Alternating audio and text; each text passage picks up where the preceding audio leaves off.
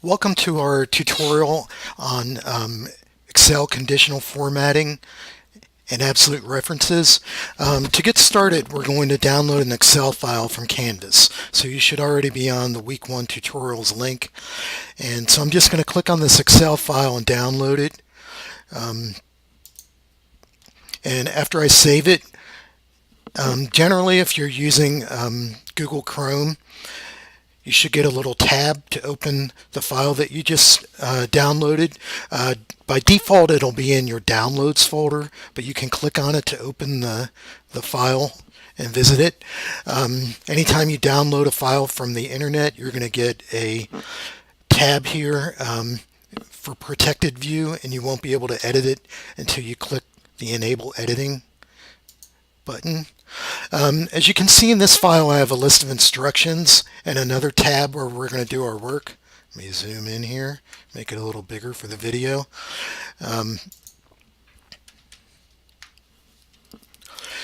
So this is going to be a little bit of new stuff for those of you who have completed Info 120 and a little bit of review.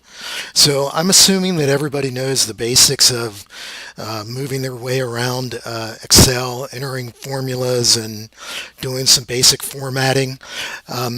So if you're not familiar with these things, or you don't understand some of the things I'm doing behind the scenes, then you may want to revisit or look at the first few chapters of our of the reference book that is linked from the syllabus. So the first thing I'm going to do is a relatively difficult thing. I'm going to teach you about absolute versus relative references. So we have a formula here in this inventory tab where we have the price of different products. So we go down, we have about 69 or 67 or so rows of products, each of which has a price. So we want to add to this price a 6% tax. But rather than entering a formula that what we call hard-coded, having a formula that just multiplies the price by 1.06 to add the 6%, we want to reference the cell here in order to accomplish that. So I'm going to enter a formula here. So you always start all Excel formulas with equal, and then I want to enter the first formula by referencing the value in cell C4, and I want to multiply that by 1 plus the value that's in cell C1. And I need to put it in parentheses so it does the addition before it does the multiplication. So when I hit enter, I get a value of 19.08. So that's the value of $18 times 1.06. So it looks like it's working correctly. In order to copy this formula down to all the products, I don't want to have to enter the formula over and over again in each row. So I want to use our autofill, which is the same as copying and pasting the formula down to the rest of the rows. But notice what happens when I do so. So if I drag this formula down using the little anchor in the bottom right hand part of the cell, if I copy that down or drag it down,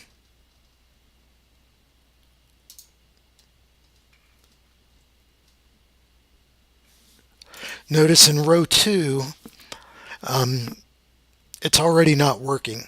So if I look at the formula in the formula bar up there, when I paste down, it's taking the unit price in cell C5 for the second row and multiplying it by 1 plus C2. Now C2 is empty, so it's giving me a value of 0 for cell C2, and it's essentially saying $19 plus times 1 plus 0, which still gets 19. For the third item, the price is $10, and I'm getting an error here because it's multiplying 1 plus C3. C3 has a heading in it, which is text, and it doesn't know what to do with it, so it gives me an error. So this is not what we want it to do. So I'm going to undo our autofill and try it again. So now in the formula where I have C4 times 1 plus C1, I want to put what's called an absolute reference for C1. The absolute reference is the part of the formula that you want to remain fixed as you copy either down or across. In order to apply an absolute reference to a formula, you can put dollar signs in, or you can use the F4 button in your keyboard in order to apply it. So I'm going to edit the formula bar, and I'm going to move to the part of the formula that has C1, and I'm going to hit the F4 button on my keyboard, and it's going to add dollar signs before the C and the 1. The dollar sign before the C freezes the column in the reference. The dollar sign before the 1 freezes the row. Since I have dollar signs in front of both of them, it references this exact cell, which is fine. So I'm going to hit enter to update the formula. It didn't affect the formula in cell D4, but now notice when I paste it down, you can actually double click to autocomplete. As I double click to autocomplete, now all the formulas are correct. So if I scroll down and look at the formula bar, they all are multiplying the value in the respective row. So in row 5, it's multiplying 19 times 1.06. So the C1 reference is being frozen. Okay, so that completes part A. There's a second part to it, the value of inventory, which is the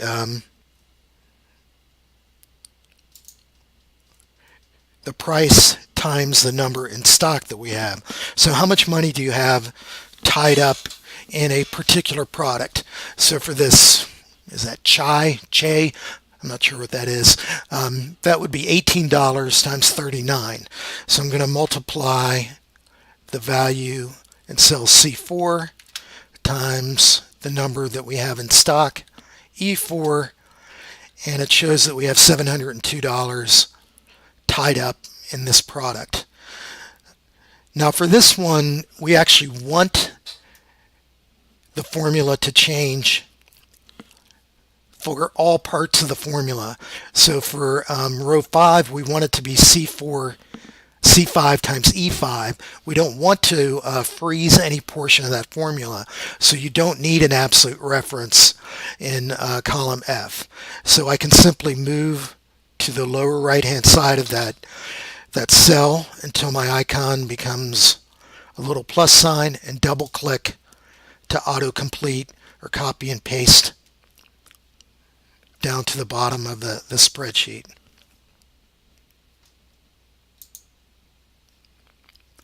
Now for part B, this part is a little bit easier. I'm sure in Info 120 you learned some basic functions, including the average function. So there are a number of different ways you can input a function. You can type equals and begin typing it, so equals average.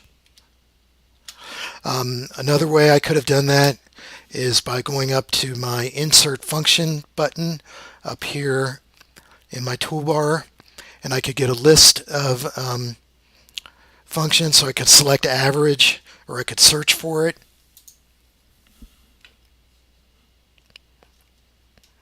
But then I have to put the range upon which I want to compute the average. So it guessed that I wanted to average the values to the left of the cell, C4 to F4. That's not what I want to do. So I'm going to type equals average, and I'm going to select the range that I want to average, and I hit enter, and it computes an average price. So the average price, not counting for the number that we have in stock, the straight average of the values in column C for unit price is 28.52. Notice that I have already done formatting. These are formatted in currency format. If I hadn't formatted these cells in advance, they would be coming up with more decimals, and I could apply a format, but we'll get to some of those later.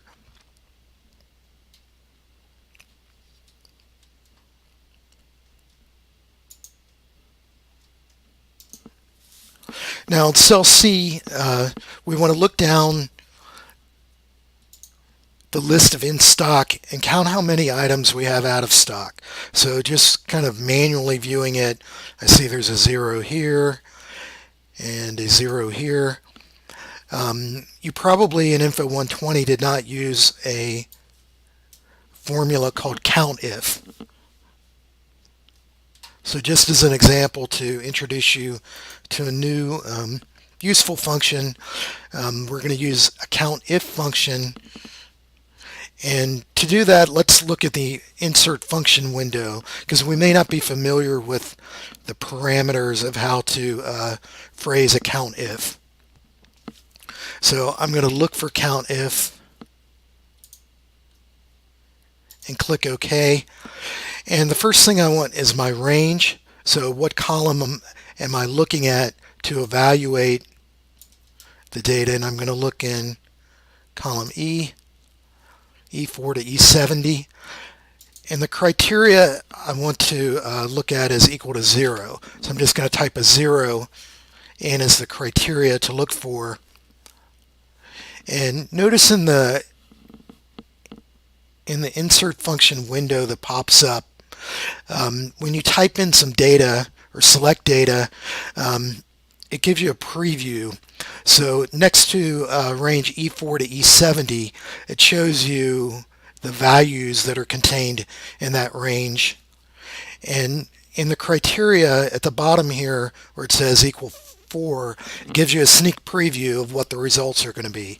So there are 4 values that are equal to 0 in that range.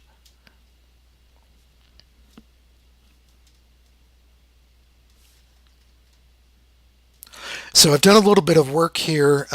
So I'm going to click on the Save button so that if anything were to happen, I wouldn't lose my work if I get locked up or something.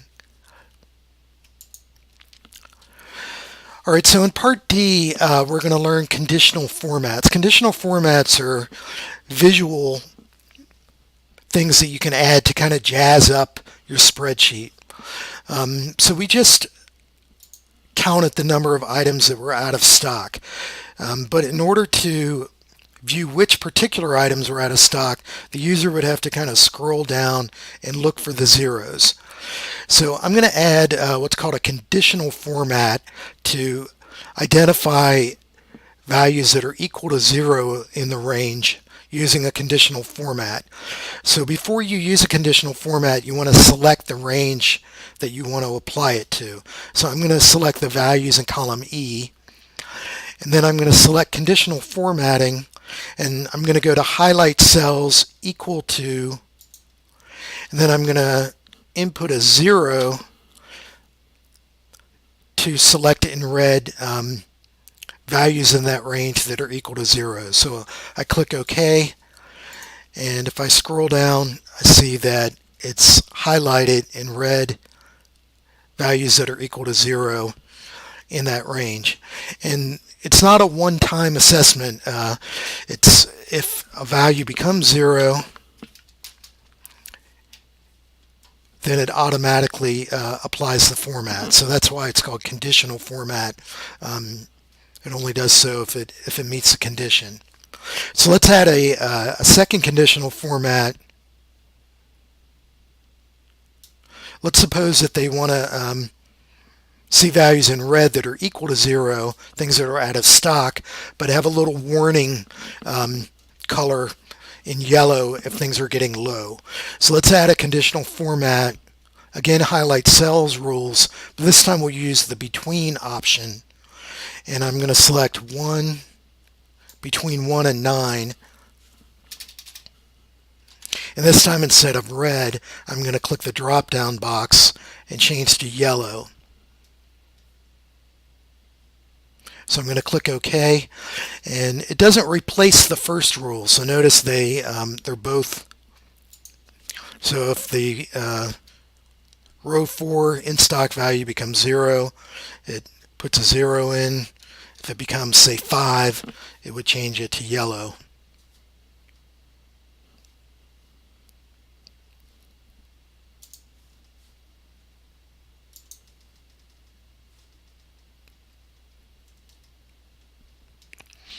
I actually jumped down to part F before I did parts D and E. Sorry about that, but I'm not going to start the video over. I've come too far now.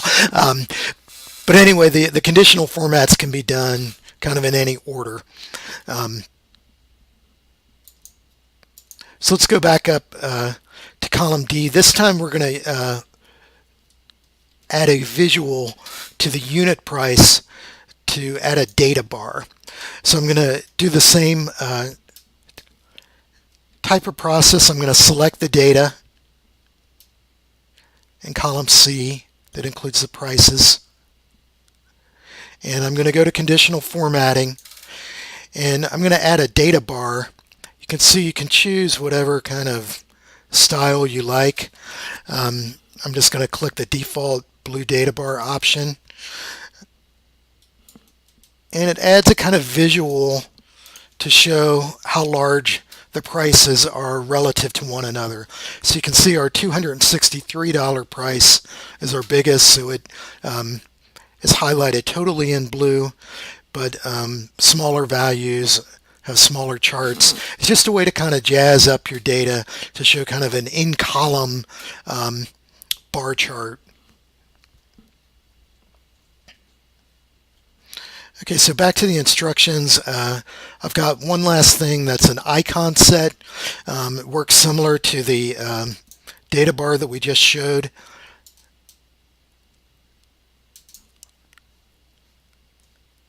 I'm going to select my value of inventory data in column F before I get into the conditional formats. And this time I'm going to select icon sets, and you can see these are kind of cool little icons that give you kind of a good, neutral, and bad icon that you can choose among. You could choose either shapes. So I'm going to choose the arrows, which are up, across, and down. And again, it looks at the data kind of in a relative. So it picked our largest value and assigned it a green arrow. And our smallest values have the red down values, and the yellow have kind of neutral. I believe by default it takes it assigns the red, yellow, and green by putting things in chunks of thirds. But you can get into, if you want to get more advanced into the conditional formats, you can go into manage rules and edit the rules and apply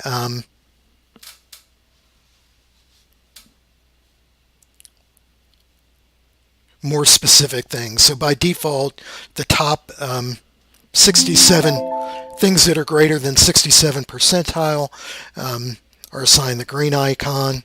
When it's in between 33 to 67%, it gives the yellow, and when it's below the bottom third of the values, it assigns the red. This particular data was a little bit not very consistent or evenly applied, so we only have a few values in the top third and a lot of values in the bottom third and a few in the neutral. But if you had different data, for example, if the price of this item were to be a little bit more moderate, let's say it's $50,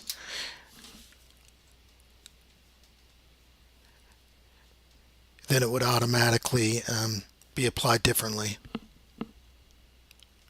So again, the conditional formats are kind of flexible. And for the most part, conditional formats give you a way to make your spreadsheets more interactive and more visually appealing are the two main reasons why you would use a conditional format.